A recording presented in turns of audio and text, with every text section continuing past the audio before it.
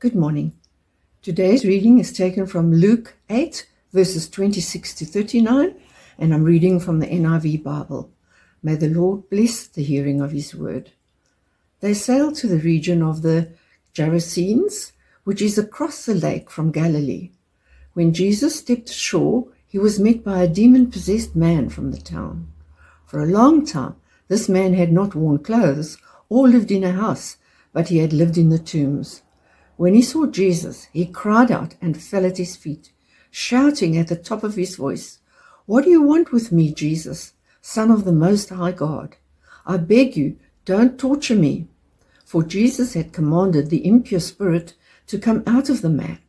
Many times it had seized him, and though he was chained hand and foot and kept under guard, he had broken his chains and had been driven by the demon into solitary places. Jesus asked him, "What is your name?" "Legion," he replied, because many demons had gone into him, and they begged Jesus repeatedly not to order them to go into the abyss. A large herd of pigs was feeding there on the hillside. The demons begged Jesus to let them go into the pigs, and he gave them permission. When the demons came out of the man, they went into the pigs, and the herd rushed down the steep bank into the lake and were drowned.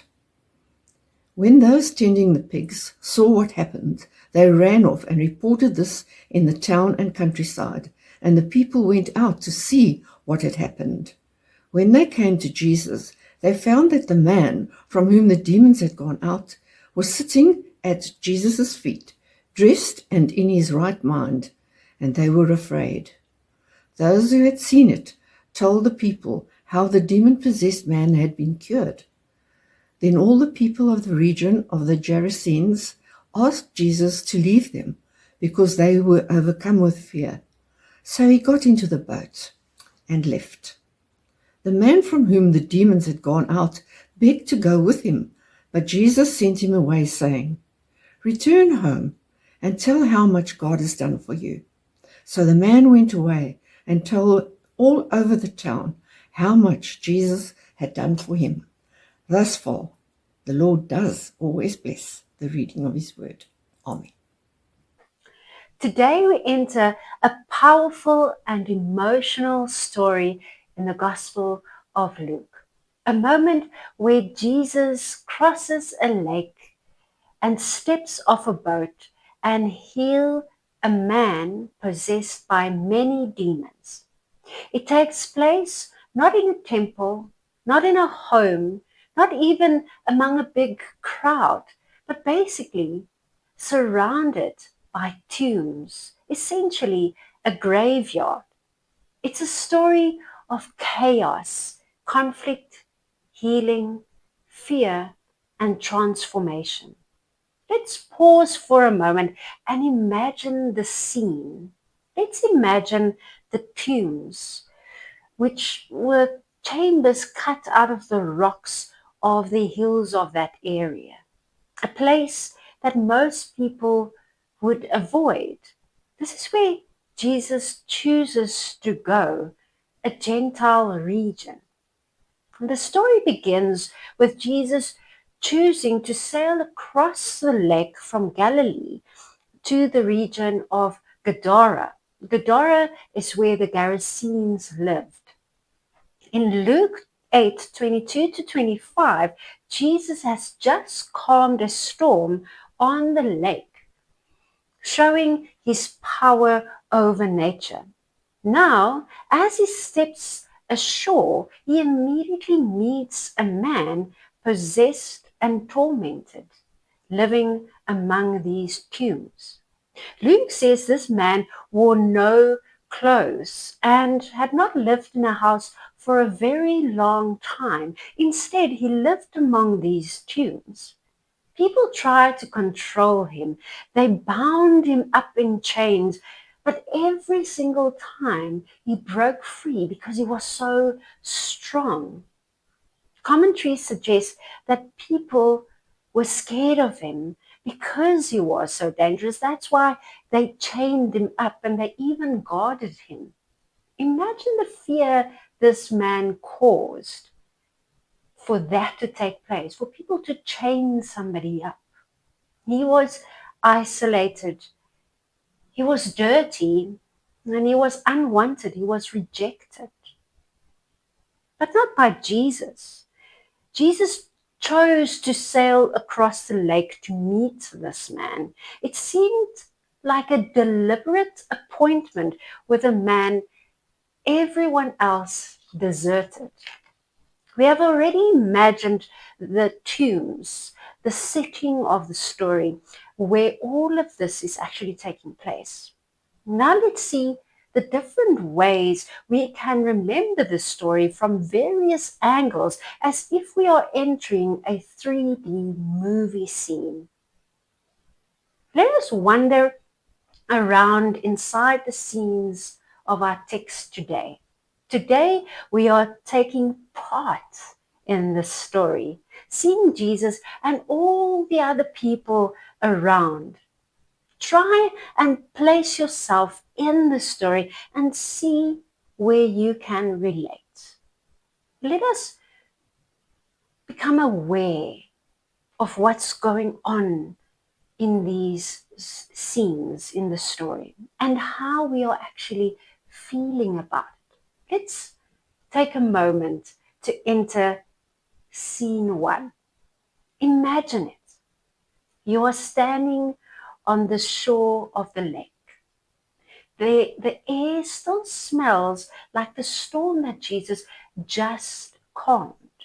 The boat rocks behind you in the water, and Jesus has just stepped off the boat. And there were others as well that stepped off the boat, probably the disciples. And you're part of that crowd that is standing on the shore, facing the tombs. And suddenly, this man comes running toward Jesus from the tombs. He is wild. His hair is matted. His body is full of scars, and his eyes are wide. And he's shouting and screaming all kinds of insanities. But you instinctively take a step back with your ankles in the water and just touching the boat slightly just for some steadiness. But Jesus, he did not move. He stands still. He's calm and he's centered. This man falls at Jesus' feet and he shouts out, "What do you want with me, Jesus, the Son of the Most High God?" And then you hear his voice trembling. "I beg you, don't torture me." Jesus commanded this impure spirit to come out of this man. Isn't it ironic that this impure spirit knew exactly who Jesus was? This impure spirit begged Jesus not to be tortured, meaning that it knew Jesus' authority. Jesus asks him, "What is your name?" And the answer came, "Legion." The word legion was associated with the Roman army for thousands of soldiers, 3,000 to 6,000 soldiers. Therefore, it wasn't really a name, but rather a number for thousands of demons that had gone into this man. Let's go back to the scene. As we hear this conversation between Jesus and this man standing there on the shore, can you feel the tension? Can you imagine the wind that is coming from the lake behind, and then that wind carries the smell of the pigs to the right hand side within this scene? The fear among the crowd that's standing there, because they don't really understand what is going on. This man shouting and screaming and Jesus talking to him. But then you look to Jesus and he's calm, focused on this man, and suddenly there is a peace. Something is about to happen. This man who is on his knees in front of Jesus, who had been rejected and labeled and feared, for whom Jesus took the boat and sailed across the lake just to meet him. This man is now seen and known by Jesus, rejected by all but known by Jesus. Do we reject people who we don't understand? Do we reject people with some quirky traits, or someone who is homeless or in prison? Just something to think about. When you look to this man and you see how the demons beg Jesus to send them not into the abyss, but rather into the pigs. And instead, Jesus allows them to enter into the herd of pigs nearby on the hill on the right-hand side. And then the pigs started to run around and rush towards the steep bank, and there they drop and fall and drown in the lake. We don't really know why Jesus did this. There are so many debates and theories, but that is for another day. This scene is not something anyone would expect. And you see those who tended to the pigs suddenly started running the opposite direction towards the town and telling everybody what just happened. Gadara is a Gentile region where pigs are allowed and part of everyday life. You see, pigs are not allowed, and it's forbidden by the Jews, and the Jews were unfamiliar with them. You see, when the town people of this Gentile region comes to see what had happened, what do they find? They find a group of Jews whose pigs are forbidden. They don't allow pigs. And then they see drowning pigs. But also they find not a terrifying man they once knew, but a man clothed and in his right mind, sitting at the feet of Jesus. What a miracle. Jesus, who sailed to the tombs and brought this man back to life, so to speak, out of the tombs back to life. Well, let's now turn our focus to those herdsmen who ran in the opposite direction to the town. The herders were there, watching the whole thing from the hill. Imagine yourself standing next to them on this hill. Their pigs on the left-hand side feeding close to that steep bank where the lake is. The tombs to their right in the slope. And they saw this boat coming in and people stepping off the boat and standing on the shore. And they saw this man running towards Jesus and falling at his feet. And they heard these terrible screams and shouts, and it was worse than ever before. And then suddenly they see their pigs being unsettled on the left-hand side, and they're starting to run around, and then suddenly they dash towards the steep bank, and there they fall into the lake and they drown. Just like that. The entire herd was gone. Thousands of animals, a huge loss, gone in an instant. Were the pigs just startled by the loud screams of the man? The pigs don't normally react this way to the man. They're actually sort of used to him by now.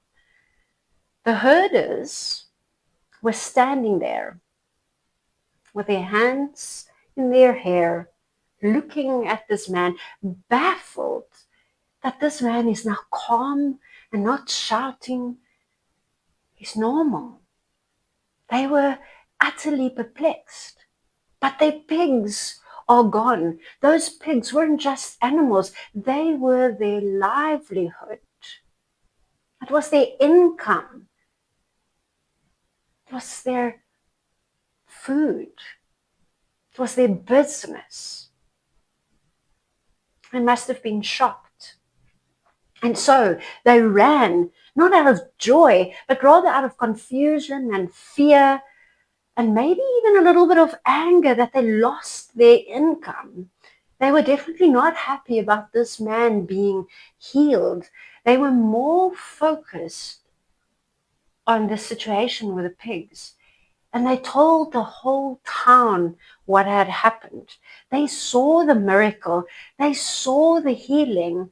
They saw this man transformed. But they couldn't get past what had happened to their income.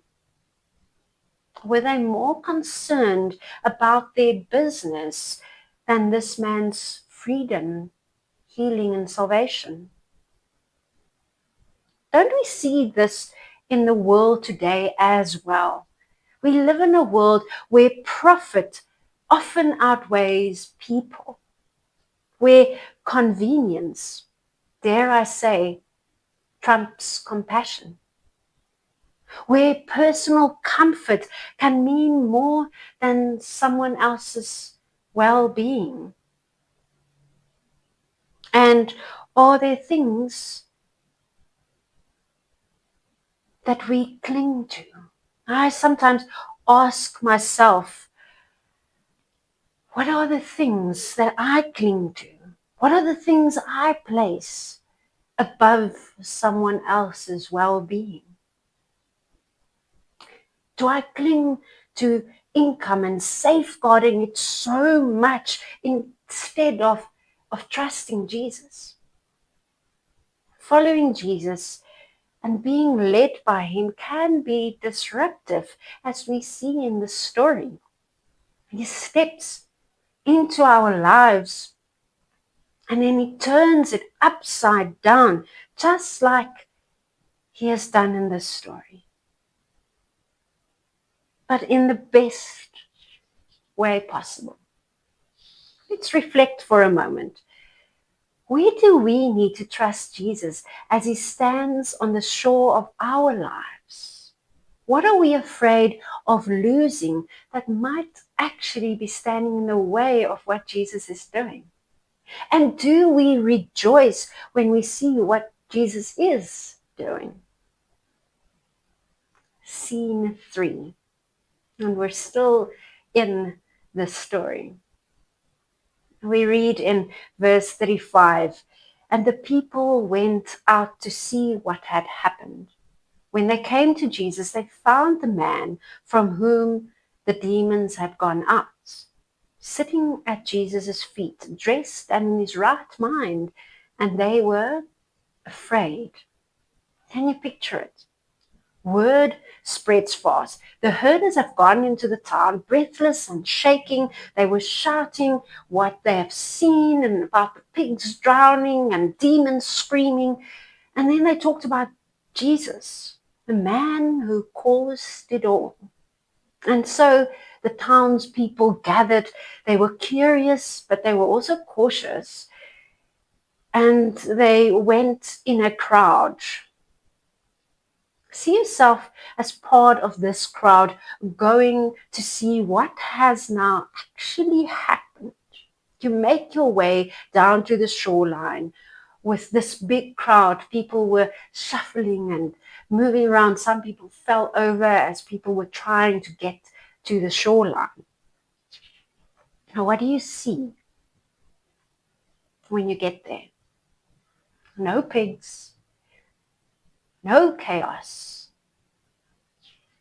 It was peaceful. You thought there was a big commotion going on because the herders just came to tell everybody of this whole situation.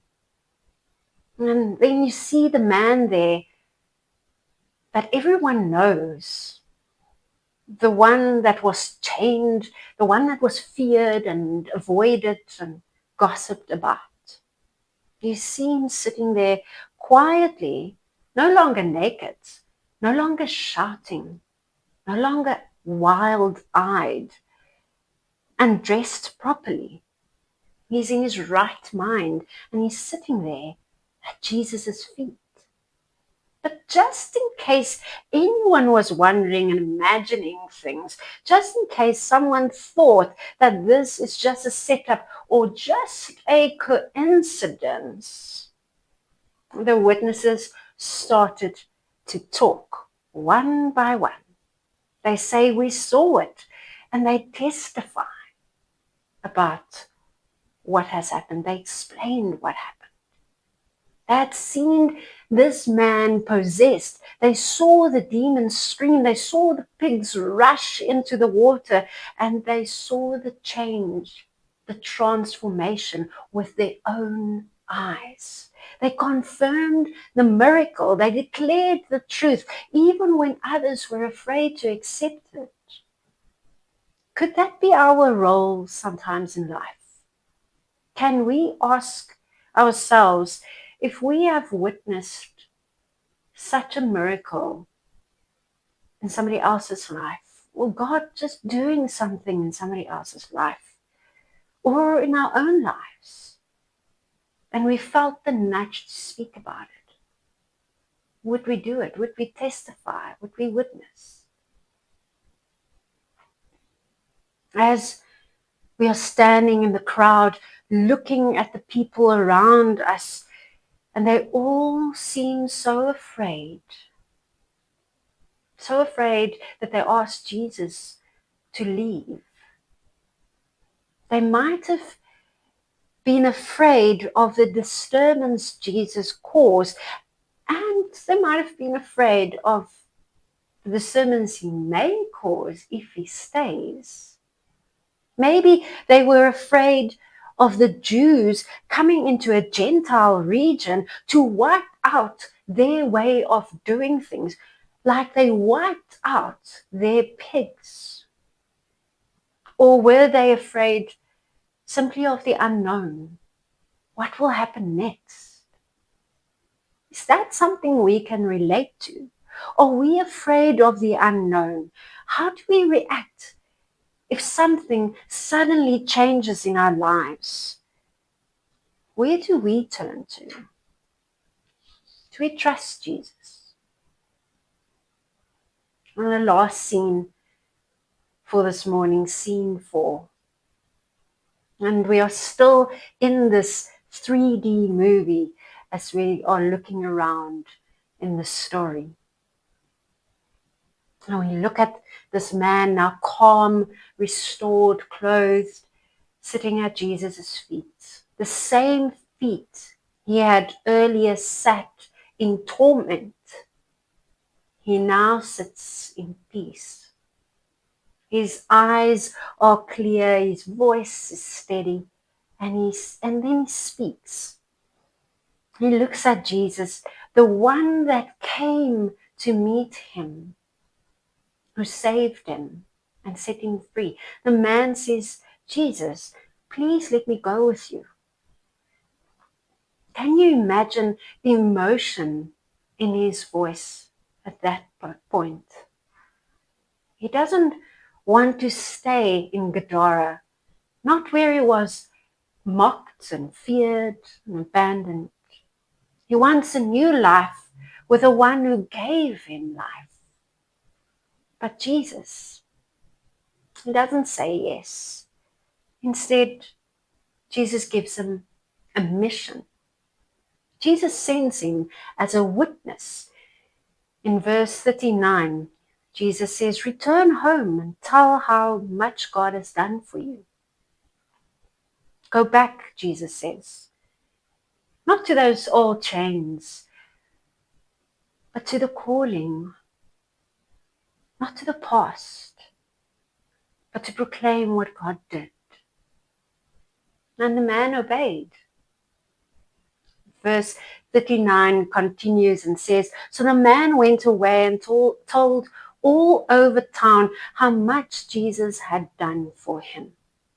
The very people who feared this man is now listening to this man, listening to his story of freedom and healing. Jesus crossed that stormy sea and stepped ashore for one man. After healing him, after changing his life, Jesus got back in the boat and he left. He wasn't there to impress. He wasn't there for applause. He was there to restore someone. Others had given up on. Just one person. And this reminds me of Luke 15 verse 4, where Jesus says, suppose one of you has 100 sheep and loses one of them. Doesn't he leave the 99 in the open country and go after the lost sheep until he finds it? He went after this man and he restored him. Jesus changed a man's life. The herders spread the news in the town. The townspeople came to investigate, and the witnesses confirmed the miracle. And the healed man became a missionary. Each of them had a role. Each of them had a response. As we walked through this journey and looked from different angles today, which character and scene did you relate to the most? We also have many responses as these different characters have. In our daily lives, we respond differently to things. And sometimes we focus so much on our fears instead of what God has done for us amidst all the disturbances that is all around us. Return home and tell how much God has done for you. Verse 39. No need for a pulpit or a microphone, just a witness and speak of what God has done. Through the voices of witnesses, the word is spread and transformation continues like a ripple effect. Like the game, that stone skipping game that we used to play when we were younger. We choose that flat rock and we throw it onto the water and it skips and bounces on the water and it causes that ripple effect. Let's tell everyone we know and strangers what God has done for us, even during troubled times, and create a cause for a massive ripple effect. Amen.